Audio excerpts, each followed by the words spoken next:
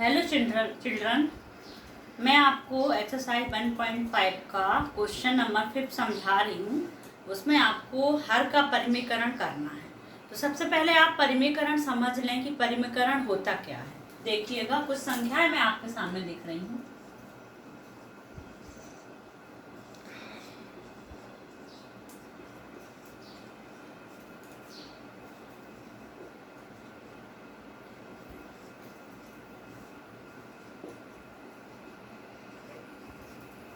ये हमने आपके सामने 3 संख्याएं लिखी हुई हैं। इसमें आप देखिए, हर पर ध्यान देंगे।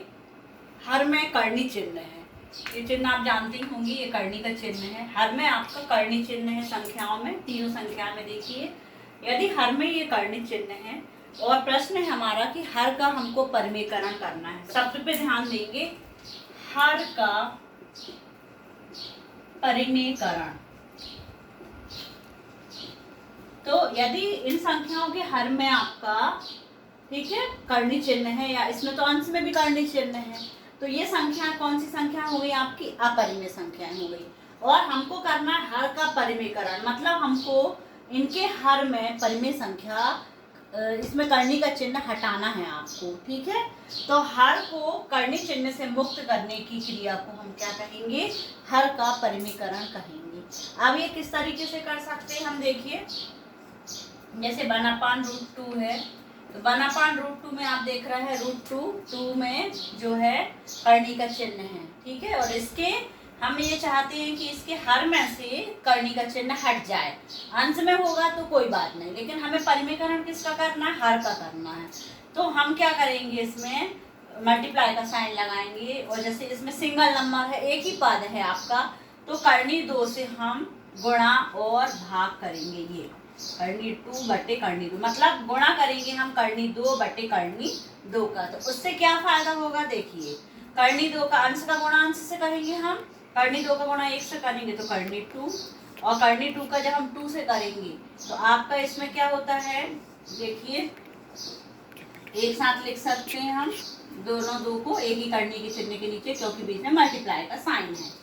और यहाँ पर आपका कोई भी नहीं है, तो यहाँ कितना छिपा रहता है? 2। जैसे कि पावर में 1 छिपा रहता है, कुछ भी पावर नहीं, ऐसे ही कर्णी के चिन्ह में यहाँ कोई नंबर नहीं लिखा है, तो आपको समझ जाना है यहाँ पर 2 है। अब हम ये जो 2 गुणे 2 है, ये कब बाहर निकलेंगे? जब 2 की जोड़ी बनेगी। तो 2 आपकी जोड़ी बन चुकी है, क्योंकि यहाँ पर 2 है, तो दोनों की जोड़ी में से एक आपका √2 से बाहर निकल गया, मतलब कितना आ गया? आपका 2 आ गया, ठीक है। तो जब √2 का गुणा √2 से होगा तो ये कर्णी चिन्ह के बाहर निकल के एक बार आएगा। 2 की जोड़ी में से एक आना है आपका। कभी भी कर्णी चिन्ह के बाहर आपको निकालना है, तो यहाँ जितना लिखा होगा उतने की जोड़ी बनाएंगे। जैसे यहाँ पर कुछ नहीं लिखा तो 2 लिखा है, और 2 की जोड़ी बनाएंगे तो 2 की जोड़ी में से एक आपका बाहर आ गया, अब अंदर कुछ भी नहीं बचा, इसलिए कर्णी का चिन्ह हट गया है। तो ये 2 आया है। लेकिन आप ये समझ सकते हैं, ऐसे भी याद रख सकते हो कि जब कर्णी का गुणा उसी की कर्णी, उसी संख्या की कर्णी से होता है, तो कर्णी चिन्ह हट जाता है। आप डायरेक्टली भी अपने माइंड में ये सेट कर सकते हैं कि कर्णी 2 का गुणा कर्णी 2 से होगा, तो कर्णी चिन्ह आपके हट जाएंगे। कितना आएगा? केवल आपका 2 आएगा। अब आप ऐसा भी समझ सकते हो, कर्णी 5 का गुणा जब कर्णी 5 से होगा तो डायरेक्ट आप याद कर लो 5 होगा। कर्णी 7 का गुणा कर्णी 7 से होगा तो 7 आएगा।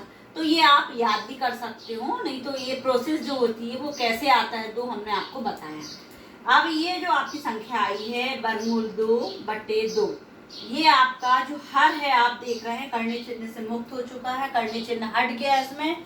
तो इसका अर्थ है कि जो हमारा प्रश्न था 1 बटे वर्गमूल 2, इसका हमने हर का परिमेयकरण कर दिया, मतलब हर को हम परिमेय संख्या के रूप में लेकर आ गए हैं, ठीक है।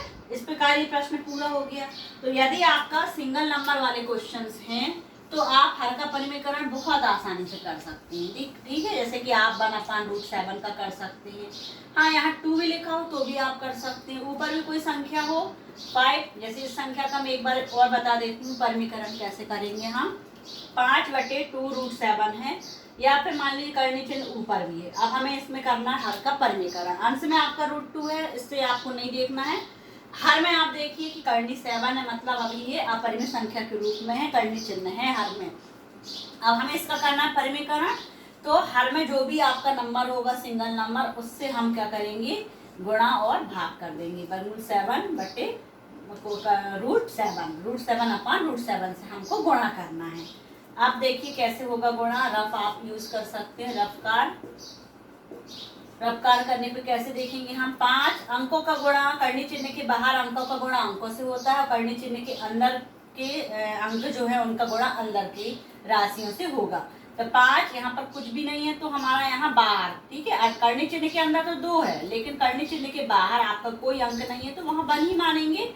तो 5 एकम 5, गुणा का निशान लगाइए आप, और वर्गमूल 2 आपका करनी चिन्ह के अंदर है, और वर्गमूल 7, ये दोनों का गुणा आपस में हो जाएगा। एक ही करनी चिन्ह के अंदर अपन लिख देंगे 7 दूनी 14, ठीक है। इस तरीके से आपका करने वाली राशियों का गुणा होता है। अब इसमें देखिए 2 एकम 2, और हमने अभी आपको बताया था √2 का गुणा जब √2 से करते तो 2 आता है। उसी प्रकार √7 का गुणा जब हम √7 से करेंगे तो कितना आएगा 7, करनी चिन्ह हट गया आपका, ये आ गया। इस 5 को हम करनी चिन्ह के बाहर लिखेंगे, इस चिन्ह के ये बाहर होना चाहिए, ये 5 इस चिन्ह के अंदर नहीं जाना चाहिए, ये आपको ध्यान रखना है, ये बाहर रहेगा, ये गुणा के रूप में है 7 में, 7 दूनी 14। इस तरीके से हमारे पास कोई भी नंबर आते हैं जिसके अपान में एक ही पद है और आपको उसका हर का परिमीकरण करना है, तो इस तरीके से हम बहुत आसानी से हर का परिमीकरण कर सकते हैं। हर का परिमीकरण का अर्थ है कि हर में एक परिमेय संख्या आपको लाना है, उसके करनी चिन्ह को हटाना है। तो इस विधि को नाम दे दिया गया है हर का परिमीकरण, मतलब परिमेय संख्या के रूप में ला रहे हैं हम, हर को ला रहे हैं। अंश में आपका करनी चिन्ह है, इससे आपको नहीं ये नहीं देखना, ये आपका ठीक है, हर अंश में हो सकता है करनी का चिन्ह, लेकिन हर में हम करनी के चिन्ह को हटा चुके हैं, हर आपका करनी चिन्ह से मुक्त हो चुका है। इसको हम बोलेंगे हर का परिमीकरण, और आंसर आपका दिया जाएगा, ठीक है। तो सिंगल नंबर वाले क्वेश्चन तो हमने कर लिए हैं। अब मान लीजिए एक क्वेश्चन हम आपको लेते हैं, एक्सरसाइज से हम क्वेश्चन लेते हैं। देखिए एक्सरसाइज 1.5 का क्वेश्चन नंबर हम लेने जा रहे हैं सेकंड, ठीक है। 1/√7 माइनस वर्गमूल 6, ये आपका क्वेश्चन है। प्रश्न में कहा गया है कि निम्नलिखित के हर का परिमीकरण कीजिए। हर का परिमीकरण करना है हमको। हर में देखिए 2 पद हैं और करनी का चिन्ह है, ठीक है।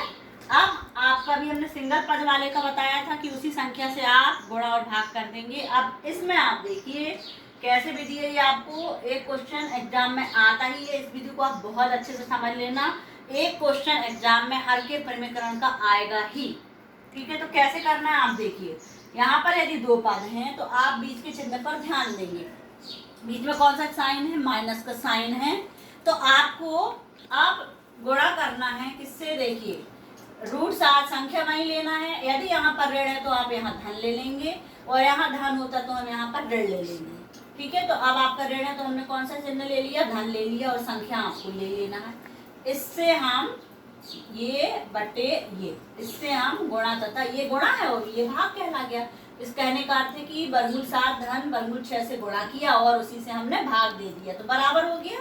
हम कर सकते हैं ऐसा, एक ही राशि से हम गुणा और भाग कर सकते हैं किसी भी राशि में, ठीक है। तो हमने क्या किया, इसका हर के परिमीकरण को करने के लिए यदि यहाँ ऋण होगा तो हम धन से करेंगे, धन होगा तो ऋण से करेंगे। जो संख्या यहाँ लिखी बिल्कुल वैसी संख्या आप ले लेंगे। इस प्रोसेस को कहा जाता है हर का परिमीकरण, ठीक है। ये पहली स्टेप्स हो गई आपकी। अब हम गुणा करने जा रहे हैं। यहाँ एक ही है आपका, ऊपर आपका गुणा होगा तो सेम यही आ जाएगा, करनी 7 प्लस करनी 6। अब यहाँ देख रहे हैं हम कि 2 है आपकी संख्या, 2 आपके, एक ये माइनस में और एक आपका ये प्लस में है, 2 के पद है। आप बिल्कुल वैसे ही कोष्टक में लिख लीजिए। अभी हमने कोई गुणा नहीं किया है, सिर्फ उनको एक साथ लिख लिया है कोष्टक के अंदर। यहाँ भी करने चिन्ह है, ठीक है। अब यहाँ देख रहे हैं √7 ऋण √6 एक कोष्टक में, दूसरे कोष्टक में √7 प्लस √6। इसको थोड़ा सा क्लियर लिख लेते हैं।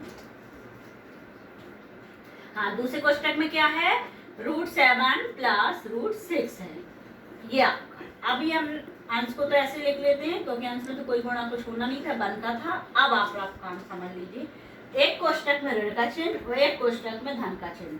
तो आपने फार्मूला तो पढ़ा ही है 8th क्लास में, लेकिन आपको फिर से मैं बता दे रही हूँ।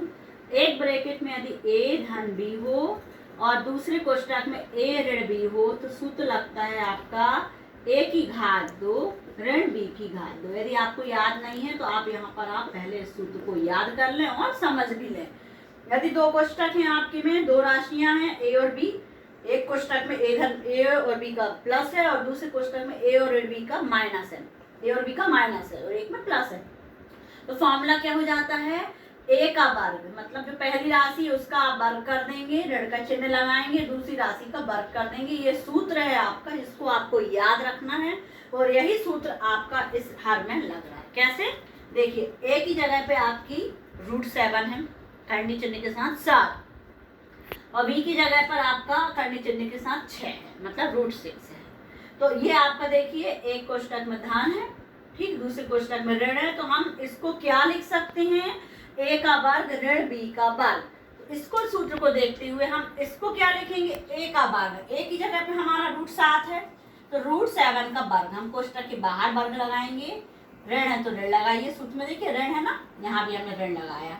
अब बी का वर्ग की जगह क्या आएगा, √6 का वर्ग, ठीक है। ये हमने सूत्र के रूप में, यहाँ पर हम एग्जाम में भी सूत्र लिखेंगे इसको फेयर में, ठीक है, एक लाइन में ऐसे लिख कर आएंगे, इसको रफ में नहीं लिखना है आपको, यहाँ पर एग्जाम में भी बताना है कि आपका कैसे आया ये, ए धन बी और ए ऋण बी बराबर ए की घात 2 ऋण बी की घात 2, ये आपने फॉर्मूला यहाँ अप्लाई किया, इसलिए आप लोग लिखेंगे। अब आगे देखते हैं √7 धन √6। अब आप देखिए √7 की घात कितनी लगी हुई है, 2, इसमें आप रख में समझ लीजिए, √7 की घात 2 मतलब इसका कितने बार गुणा, 2 बार। फिर वही चीज आ गई, √7 का गुणा √7 से ही होगा तो करने चिन्ह हट जाएगा, कितना आएगा, ओनली 7, डायरेक्टली हम लिख दें माइनस, और √6 का गुणा ये 2, √6 का गुणा कितने बार होगा, √6 से 2 बार होगा, फिर करने चिन्ह हट जाएगा, कितना आएगा, 6, ठीक है। अब हम इसको और सॉल्व कर ले, √7 + √6 अपान 7 में 6 के कितना आया, 1। अब हर में 1 को लिखने की आवश्यकता नहीं है, आंसर आ गया आपका √7 + √6। देखिए अंश में आपका करने चिन्ह है, ठीक है, ये रहने दीजिए, अंश से आपको नहीं देखना है, आपको केवल हर को देखना है। हर में 1 है और 1 भी क्या है, आपकी पूर्णांक है, लेकिन ये परिमित संख्या भी है, तो आपका जो हर है वो करनी चिन्ह से अलग हो गया है, इसलिए हमने जो क्वेश्चन था उसका हमने परिमीकरण कर दिया और आंसर आ जाएगा आपका √7 + √6, ये आपका आंसर है, ठीक है। इस प्रकार हमने हर का परिमीकरण कर लिया। आपका हर के परिमीकरण का एक ना एक क्वेश्चन आएगा, इसलिए आप थोड़े से क्वेश्चन और दे दूंगी मैं, जिसकी आप लोग प्रैक्टिस करेंगे, ठीक है। इसके बाद देखिए हर का परिमीकरण का एक एग्जाम्पल और मैं समझाने जा रही हूँ, जिससे आपको ये प्रोसेस और अच्छे से स्पष्ट हो जाएगी। तो एग्जाम्पल नंबर 20 है आपका क्वेश्चन, ये आपका पेज नंबर है आपका 27, पेज नंबर 27 में मिलेगा। आप इसको समझ लेंगे तो एक बार और आपको ये विधि स्पष्ट हो जाएगी हर के परिमीकरण की, ठीक है। जो क्वेश्चन है आप लिख लीजिए।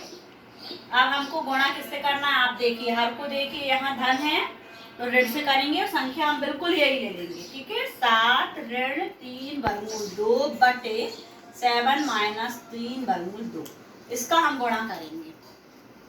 अब आप देखिए ऊपर 1 है, यदि कुछ और होता 2 या 3 होता तो 3 का गुणा हम इसमें भी करते हैं और इसमें भी करते हैं, ठीक है। तो ये आपका 1 है, इसलिए आपका कोई भी चेंजेस नहीं हुआ, जो आपका अंश में था वो आ गया आपका। अब हर में आप इसको आप कोष्टक में लिख लीजिए, दोनों को पहले आप कोष्टक में ही लिखिए, डायरेक्ट फॉर्मूला आप नहीं लगाएंगे, इससे आपकी मिस्टेक नहीं होगी। फॉर्मूला है आप लिखिए, ए धन बी और ए ऋण बी हो तो ए का वर्ग माइनस बी का वर्ग। अब देखिए ये आपका फॉर्मूला है, ए धन बी ए ऋण बी हो तो ए का वर्ग, ए का वर्ग मतलब हमें ए की जगह पे देखो आप इसको तुलना करना सीखें, ए धन बी, तो यहाँ पर भी आपका 7 धन 3 वर्गमूल 2 है, इसका अर्थ है ए की जगह पे 7 है और बी की जगह पे आपका 3 करनी 2 है, तो ए का मान ए का वर्ग। हमको सूत्र में क्या करना है, यहाँ से सूत्र अप्लाई करेंगे, हम इसको नहीं देखेंगे, ये आपका पूरा क्वेश्चन इससे मैच हो गया, पूरा तुलना की तो ये पूरे पद आ गए। अब सूत्र कहाँ से लगाएंगे, हम यहाँ से लगाएंगे, ए का वर्ग मतलब 7 का वर्ग।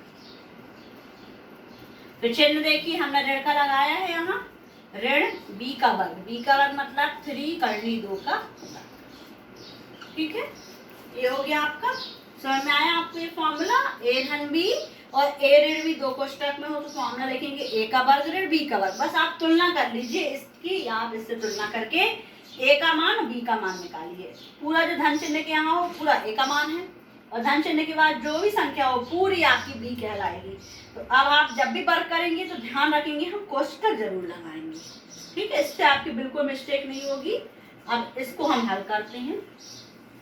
देखिए यहाँ पर ले लेती हूँ इसको, 7 - 3 करनी 2 बटे 7 का वर्ग कितना होता है, 7 का गुणा 2 है ना। अब कई बार आप लोग मिस्टेक करते हो, 7 दूनी 14, 7 का गुणा 2 से नहीं करना है, 7 का गुणा कितने बार करना है, 2 बार करना है। 7 का गुणा 7 से, आप लोग बहुत ध्यान देंगे, यहाँ आप लोग बहुत मिस्टेक करते हैं।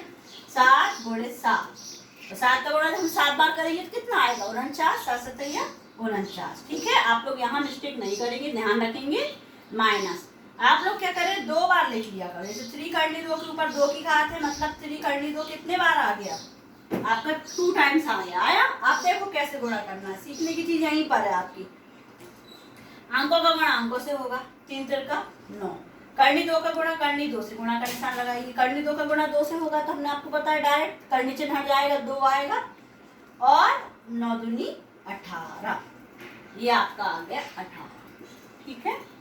अब आंसर लिख लीजिए आप। अब इसको हल करें हम, 9 में से 8 घटाएंगे 1, 4 में से 1 गया 31। अब आप देखिए हर 31 आया, परिमित संख्या के रूप में बदल गया, मतलब हमने अपने क्वेश्चन में हर का परिमितकरण कर लिया। आपका ये क्या आ चुका है, आंसर, ठीक है। इस प्रकार से आप अन्य क्वेश्चंस करेंगे हर के परिमितकरण के और प्रैक्टिस करेंगे, ये क्वेश्चन आपका एग्जाम में जरूर आएगा। ओके।